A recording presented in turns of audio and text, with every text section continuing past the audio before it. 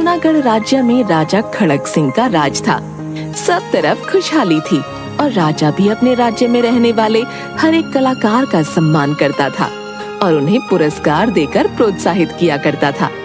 एक दिन दरबार में, महाराज, हमारे राज्य में एक नया चित्रकार आया है जो सबकी बहुत सुंदर सुंदर तस्वीर बनाता है।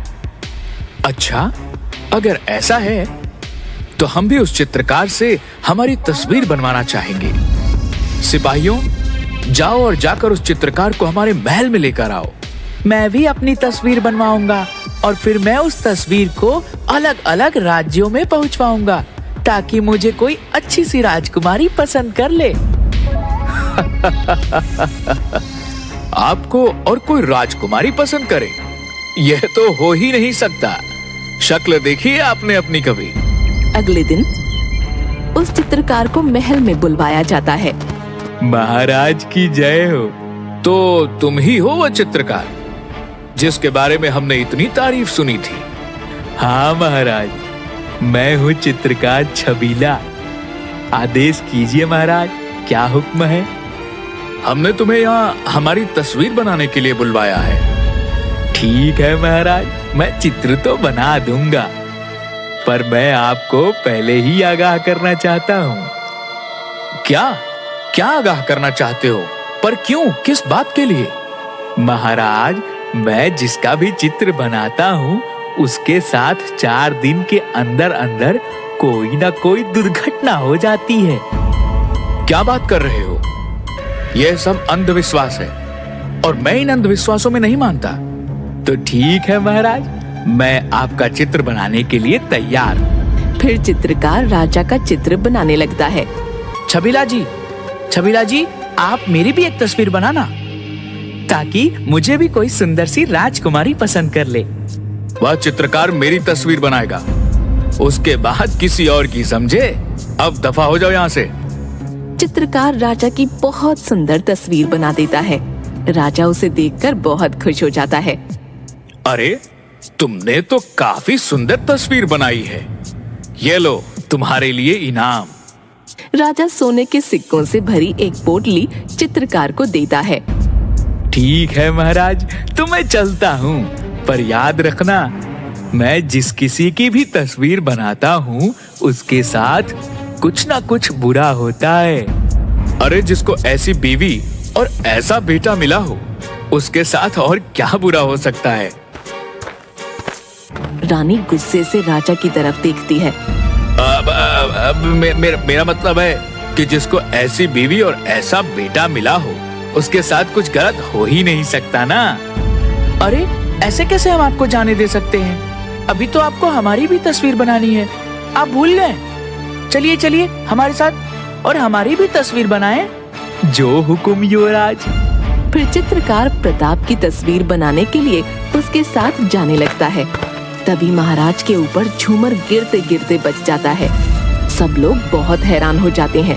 देखिए, मैंने कहा था ना, मैं जिस किसी की भी तस्वीर बनाता हूँ उसके साथ बुरा होने लगता है। अरे, ये तो एक इत्तेफाक है, कुछ बुरा उरा नहीं होता। फिर थोड़ी देर बाद राजा का पैर फिसल जाता है और राजा गिर जाता है। अय्यो! अरे महाराज, आपको मैंने कितनी बार कहा है कि थोड़ा वजन कम कर लीजिए। देखिए, आपके गिरने से महल का फर्श टूट गया। अरे रानी साहिबा, हम गिर गए हैं, आपको हमसे ज्यादा महल की फर्श की पड़ी है। अब हाथ दीजिए और उठाइए हमें। अब महाराज, कहीं ऐसा तो नहीं कि यह चित्रकार सच कह रहा है? अगर इसके चित्र बनाने में आपकी जान पर कोई खतरा हुआ तो? अरे नहीं मंत्री जी, आप ऐसे ही परेशान हो रहे हैं। नहीं महाराज, हम इन बातों को ऐसे नजरअंदाज नहीं कर सकते। तभी राजा के पास से एक खंजर उड़ता हुआ निकल जाता है। सिपाहियों, जरा देखो कौन है वहाँ पर। सब लोग राजा के लिए बहुत ही परेशान हो जाते हैं। सिपाहियों, महाराज की सुरक्षा में कड़ा पहरा लगाया जाए और ध्यान रखना, महल में कोई भी अनजान व्यक्ति बिना इजाजत के नहीं आना चाहिए। जो हुकुम मंत्री जी। फिर महल में कड़ा पहरा लगा दिया जाता है और राजा के कक्ष के बाहर भी तिगुना पहरा लगा दिया जाता है। हे भगवान, सिपाहियों, महामंत्री, जल्दी आओ।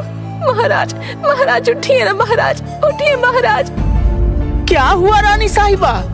महामंत्री, ये देखिए महाराज को क्या हुआ, ये उठ ही नहीं रहे हैं। अब मैं क्या करूंगी, मेरा सुहाग उजड़ गया, मैं कैसे सजूंगी, कैसे संवरूंगी। महाराज, आपको मेरे महंगे जेवरों की कसम, आपको उठना ही होगा। अब मैं इन महंगे जेवरातों का क्या करूंगी।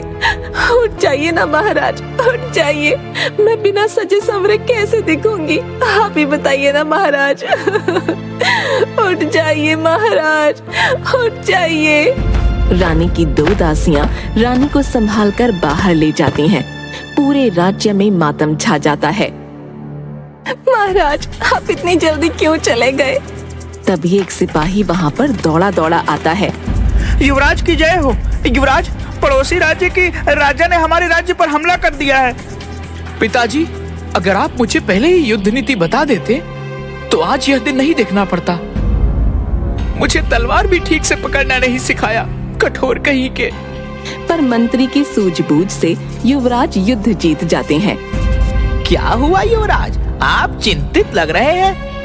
नहीं नहीं मंत्री जी, मैं बस ये सोच रहा था कि जब मैं उस चित्रकार से चित्र बनवा रहा था तब चित्र नहीं बन पाया था, तो क्यों ना मैं भी उस चित्रकार से अपना चित्र बनवाऊं, ताकि हम पता लगा सके कि क्या सच में उस चित्रकार के चित्र बनाने के बाद कोई दुर्घटना होती है।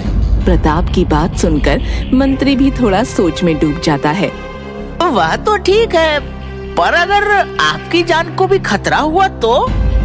महामंत्री जी, आपका डर सही है, पर हमें इस बात का पता तो लगाना पड़ेगा